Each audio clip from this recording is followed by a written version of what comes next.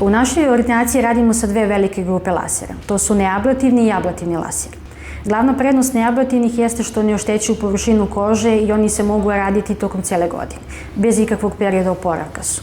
Druga kategorija je naravno agresivni laseri, ali samim tim i efikasniji, jesu ablativni laseri.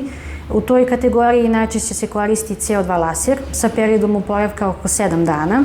Ništa manje efikasan jeste i frakcionisani erbium laser koji ja držim u svojoj ruci sa periodom oporavka od 3 do 5 dana. Glavne indikacije jesu pored podmlađivanja, bilo kakve nepravilnosti na koži kao što su ožiljci, koristimo ih za tretman strija, za tretman fotooštećenja na samoj koži.